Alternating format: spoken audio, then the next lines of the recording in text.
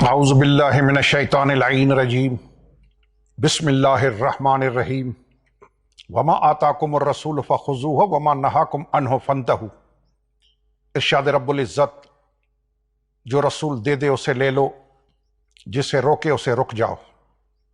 خاک پر سجدہ، مٹی پر سجدہ کرنا، اس کے دلائل، ثبوت، احادیث نبوی سے ثبوت، روایات سے ثابت، آثار سے ثابت، یہ آج اس کی 5ویں نشست ہے۔ میں تفصیلاً اس لیے عرض کر رہا ہوں تاکہ کبھی آگے کسی کو مزید کسی اعتراض کی گنجائش نہ رہے۔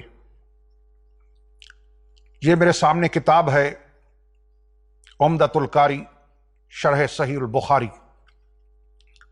امام بدر الدین عینی، مکتبہ رشیدیہ، سرکی روڈ، کوئٹہ۔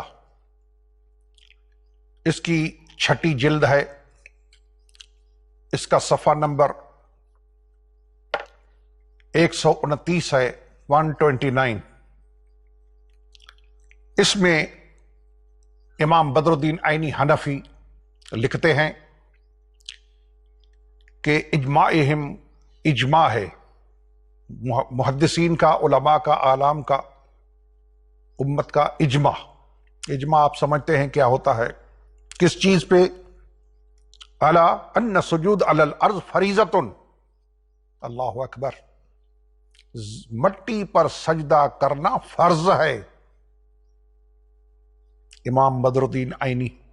اب اہل علم جانتے ہیں، میں ہمیشہ عرض کرتا چلا آ رہا ہوں کہ یہ چیزیں اہل علم کے لیے ہیں، علم دوست حضرات کے لیے ہیں۔ مٹی پر سجدہ فرض، امام بدر الدین عینی، عمدۃ القاری شرح صحیح البخاری۔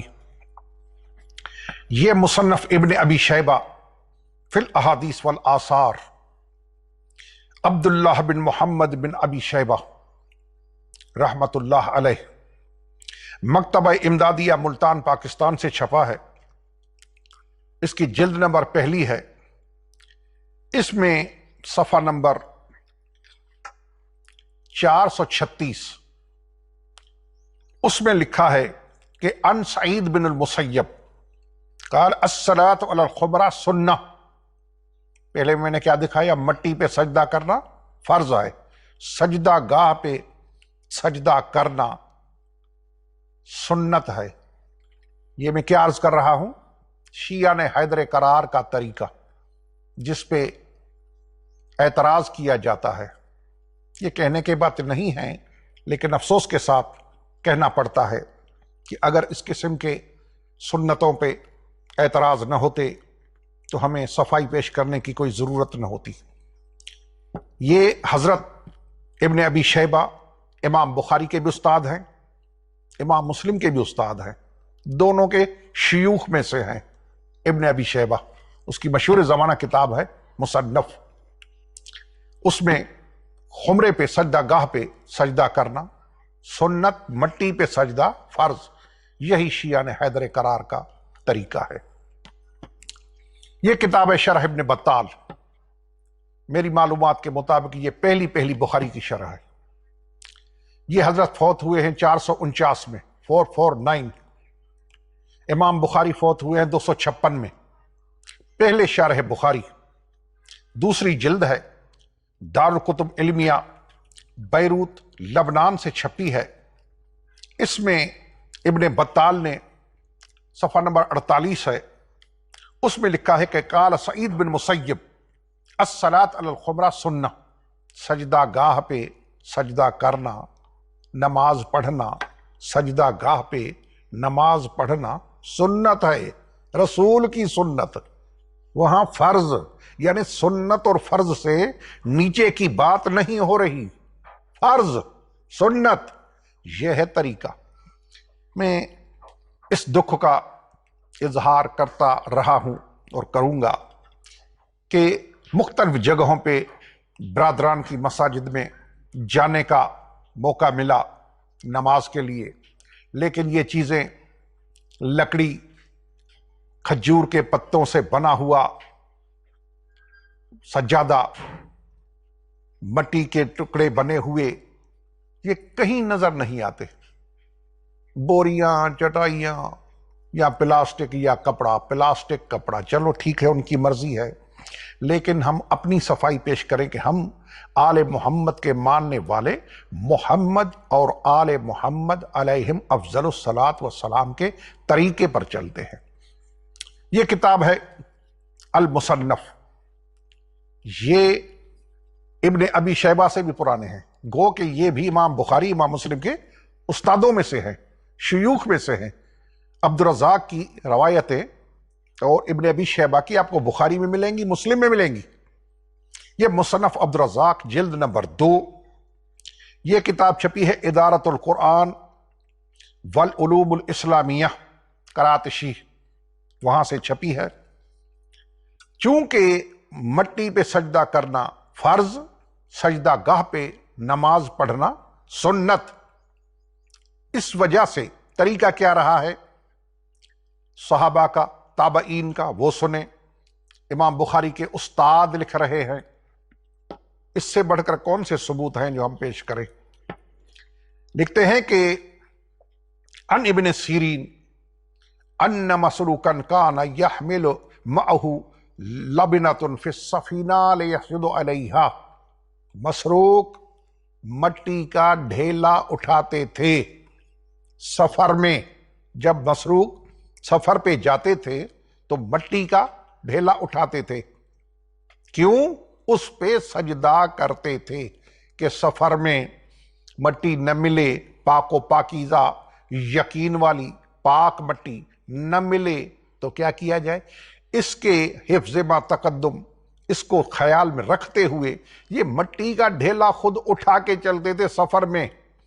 ہم تو خاک شفا اٹھاتے ہیں نا. کیوں؟ اس لیے کہ کچی مٹی ٹوٹ جاتی ہے، بکھر جاتی ہے، تو اس کو تھوڑا پکا کر کے اس پہ سجدہ ہے تو مٹی، لیکن وہ مٹی نہیں جو ٹھیکرے کی طرف پکتی ہے، اس پہ سجدہ نہیں. یہ امام بخاری مسلم کا استاد ہے. مسروق سے روایت ہے. مسروق کیا کرتا تھا؟ مٹی کا ڈھیلا اٹھا کے چلتا تھا. آئیے دیکھیں یہ روایت کس کس نے لکھی ہے. یہ ہیں حضرت امام ناصر الدین البانی. زیادہ سے زیادہ تقاضا یہی ہوتا ہے نا کہ صحیح سند، صحیح سند. نام ہی کتاب کا سلسلۃ الاحادیث الصحیحہ، صحیح حدیثوں کا سلسلہ. امام ناصر الدین البانی، اصل البانیہ کا، اکیڈمی اس کی ریاض شہر میں تھی سعودی میں. یہ سلسلے کی ایک کڑی ہے. المجلد الثالث ہے، 3 جلد ہے. اس میں صفحہ نمبر 165 ہے. اس میں لکھا ہے کہ ان مسروقا کان اذا سافر حمل معه فی السفینہ لبنۃ من تربۃ المدینہ المنورہ. مسروق جب سفر میں جاتے تھے، اسے تو وضاحت کے ساتھ لکھ دیا. ان میں کوئی شیعوں کی کتاب نہیں ہے، سب برادران کی کتابیں ہیں. لکھا ہے کہ جب مسروق سفر میں جاتا تھا تو مٹی کا ڈھیلا لے کے جاتا تھا سجدہ کرنے. کیوں لے کے جاتا تھا؟ لابنۃ من تربۃ المدینہ، مدینے کی مٹی. اب تھوڑا سا میں عرض کروں گا. کیا لفظ ہے؟ امام ناصر الدین البانی نے سلسلۃ الاحادیث الصحیحہ میں 3 جلد میں کیا لکھا ہے؟ مدینے کی مٹی. یعنی مدینے کی مٹی کو مقام حاصل ہے، مرتبہ حاصل ہے، اس پر سجدہ کرنے کی فضیلت زیادہ ہے. یہی وجہ ہے کہ مصطفیٰ علیہ السلام نے فرمایا، جو صاحب مدینہ پیغمبر علیہ السلام نے فرمایا، الحسین منی و انا من الحسین. حسین مجھ سے ہے، میں حسین سے ہوں. تو ہم اس وقت میرا موضوع یہ نہیں ہے، لیکن بائی دا وے بات آ گئی تو تھوڑی سی صفائی پیش کروں. چونکہ لفظ ہے تربت مدینہ، مدینے کی مٹی. تو نانا کا شہر مدینہ، نواسے کا شہر کربلا. تو نانا کے شہر کے مٹی کو بھی عظمت ہے، اور ان کے نواسے کو، جو حضور کے نواسے ہیں، ان کے شہر کربلا کی مٹی کو بھی عظمت ہے. سلسلۃ الاحادیث الصحیحہ. مسروق سفر میں مٹی کا ڈھیلا لے کے جاتے تھے. کیوں؟ وجہ لکھی ہے سب کتابوں میں. اس لیے تاکہ اس پہ سجدہ کرے.